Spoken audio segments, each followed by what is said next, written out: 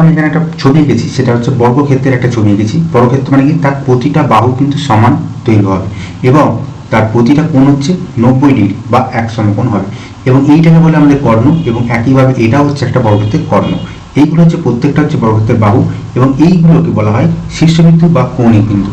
ঠিক আছে, তো বর্গক্ষেত্রের বৈশিষ্ট্যগুলো জেনে নিই। বর্গক্ষেত্রের বৈশিষ্ট্যগুলো হচ্ছে প্রতিটি বাহু সমান, প্রতিটি কর্ণের দৈর্ঘ্য সমান, প্রতিটি কোণ সমকোণ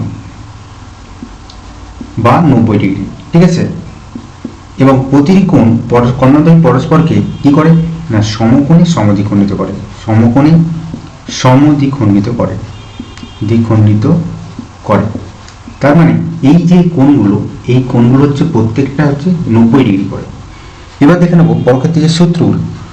কর্ণের দৈর্ঘ্য সূত্র কি হবে? কর্ণের দৈর্ঘ্য সূত্র হচ্ছে √2 ইন্টু বাহু, মানে যদি বাহু দৈর্ঘ্য হয় তাহলে √2 হবে। পরিসীমা সূত্র কি হবে? পরিসীমা সূত্র হবে 4 গুণিত একটি বাহু দৈর্ঘ্য, মানে 4a হবে। ক্ষেত্রফল কি হবে?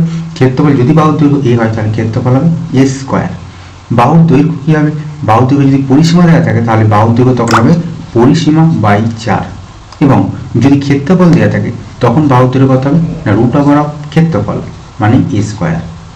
এই ছিল বর্গক্ষেত্রের যাবতীয় খুঁটিনাটি জিনিস।